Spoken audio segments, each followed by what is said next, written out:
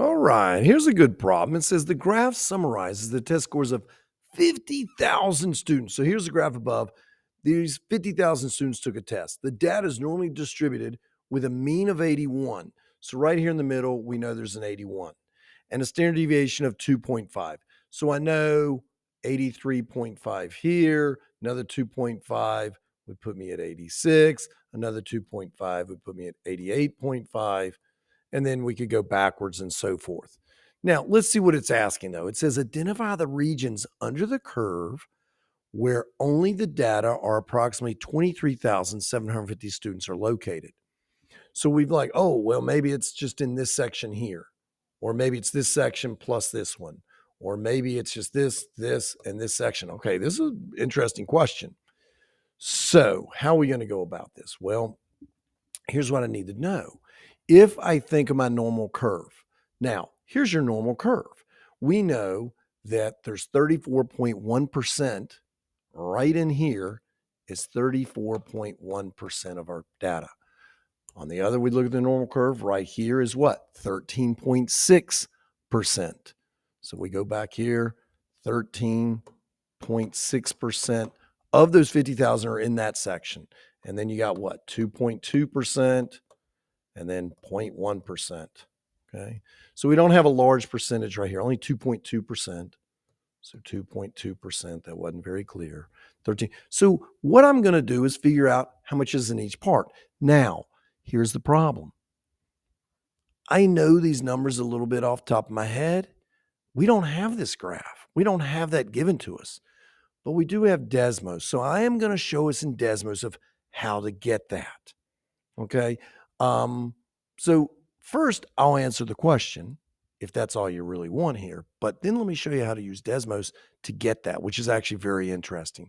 So if I do this, knowing that 34.1% is right here, if I take 34.1% of that 50,000, that's going to give me 17,050 kids right in this section, which means this is the same 17,050. Now, those added together is 34, so it's not going to match that guy. So it's not going to be these two regions. Let's just erase all this. If I do 13.6%, 0.136, change it to a decimal, multiply by 50,000, you're going to get 6,800. If you do the other 2.1%, which is 0.021 times the 50,000, I got 1050 here.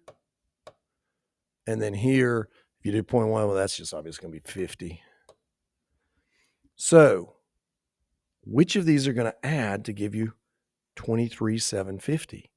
Well, 17,050 plus 6,800 is 23,850, which is close enough. We're a little bit off, aren't we? I got 6,800, but obviously, I'm using my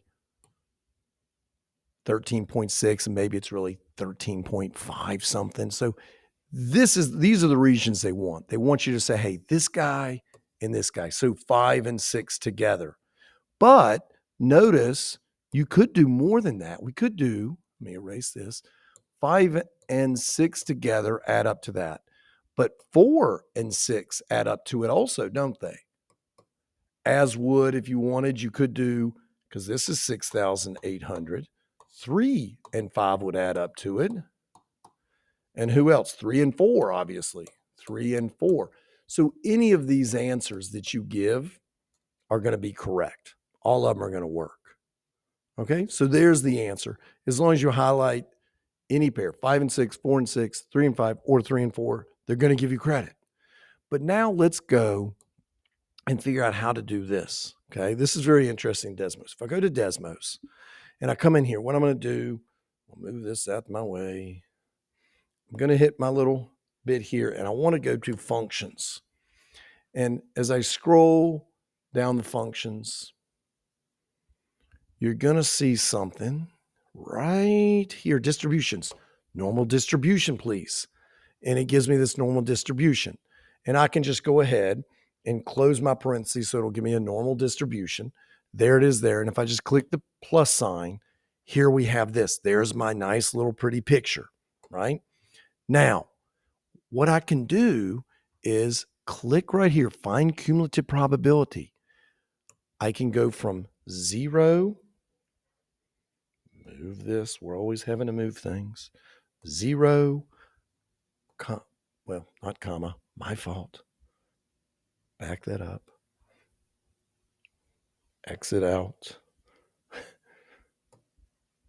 Okay. 2, 1. And you'll see 0 to 1, it tells you 0.341. It's 34.1% from 0 to 1. So you know that section there, if you want to look at it, right in here, 0 to 1, that one piece away is just 34.1%. Then if you wanted to find the other, you could just go, hey, from 1 to 2, and you can see it's 0.1359. We'd used 13.6%. So you could come in here and just simply do that if you forget what those positions are. And it simply shows you, hey, in this section, what it is, if you want 2 to 3, or if you want it all the way over 0 to 2. So very interesting feature that helps you so that you do not have to memorize all of these numbers. You can actually just make Desmos show them to you. There you have this problem.